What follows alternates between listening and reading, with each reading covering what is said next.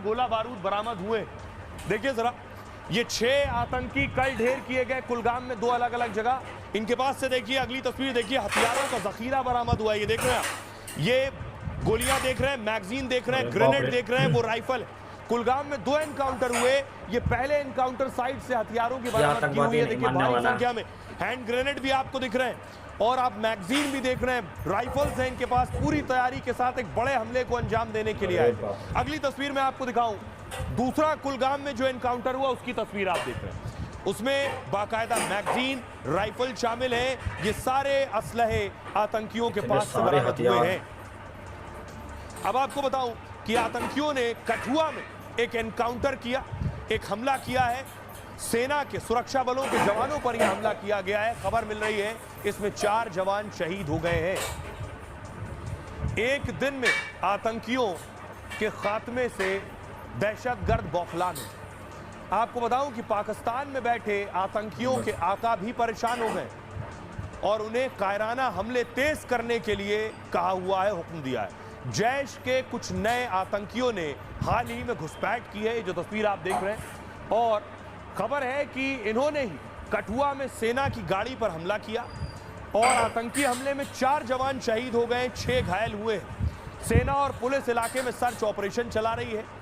तभी आतंकियों ने अचानक उन पर फायरिंग की। सर्च ऑपरेशन के दौरान जवानों ने जवाब में ताबड़तोड़ फायरिंग की है, तो आतंकवादियों ने गोलीबारी के साथ ग्रेनेड भी फेंका है। फिलहाल आतंकी सुरक्षा बलों के बीच एनकाउंटर जारी है। सेना के जवानों ने आतंकियों को चारों तरफ से घेर लिया है। कल आतंकियों ने रजौरी में कायराना हमला किया था और रजौरी के मंजाकोट में आर्मी कैंप पर गोलियां बरसाई गई थी। जवानों की कार्रवाई के बाद आतंकी जंगल में भाग गए थे। आतंकवादी नहीं मानने वाला है। 4 जवान शहीद हुए। इससे पहले कुलगाम में जो एनकाउंटर हुआ उसमें हमारे 2 जवान शहीद हुए थे। एक महाराष्ट्र के हैं शहीद प्रवीण जंजाल और एक हरियाणा के शहीद प्रदीप नैन। आज इन्हें अंतिम विदाई दी गई। इनके पैतृक आवास पर इनका पार्थिव शरीर पहुंचा। ये तस्वीर आप देख रहे हैं, इनकी अंतिम यात्रा निकल रही है। पुलिस कर लीजिए जरा, और बाकायदा पूरा शहर मान लीजिए अंतिम यात्रा में शामिल हुआ।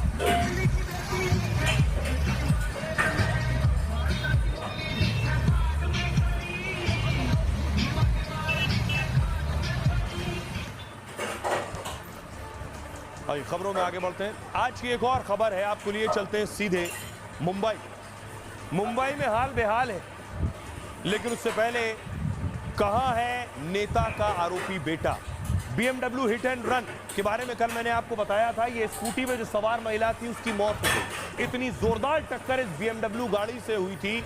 सुबह 5:30 बजे महिला जा रही थी मछली लेने, मैंने आपको कल बताया था। स्कूटी में सवार थी, साहबजादे नशे में चूर थे, रात भर पब में रहे। सुबह 5:30 बजे टक्कर मारी, महिला की मौत हो गई। अगली तस्वीर दिखाऊं मैं आपको। ये वो शख्स जो स्कूटी चला रहे थे, यानी पति, और ये इनकी पत्नी जिनकी मौत हो गई। इनका नाम कावेरी, इनका नाम प्रदीप। कावेरी की मौत हो गई। अगली तस्वीर दिखाऊं मैं आपको उस आरोपी की। यह है मिहिर शाह, यह है रईसजादे जो BMW चला रहे थे, शराब के नशे में धुत थे, लेकिन अभी फरार है। पुलिस इन्हें शिद्दत से तलाश रही है, लेकिन इनके पिता गिरफ्तार कर लिए गए क्योंकि बेटा फरार। अगली तस्वीर मैं आपको दिखाने जा रहा हूं CCTV की। ये देख रहे हैं, ये मिहिर की तस्वीर है। मिहिर पब गए थे, काली टी-शर्ट में मिहिर जो है गाड़ी में बैठ रहा है। ये उस वक्त की तस्वीर है। और अगली तस्वीर दिखाऊं, लेकिन मिहिर फरार है।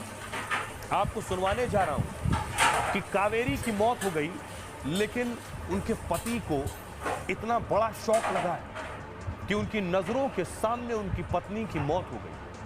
जो स्कूटी वो खुद चला रहे थे, पीछे पत्नी बैठी थी, उन्हें बचा नहीं सके। उनका रो रो कर बुरा हाल। सुनिएगा। इतने जोर से वो गाड़ी भगाया, मैं उसको चिल्लाया, रुक रुक रुक। एक सेकंड में मेरा पूरा परिवार खत्म हो। एक सेकंड में पूरा परिवार खत्म हो गया। मेरे बच्चे हालात हो गए। वो हमारे परिवार की सब थी, हमारा परिवार में वही सब थी, सब वही देखती थी। वो वही, मैं मच्छी मारता था, वो उसका बेच के हम लोग को पैसा मिलता था।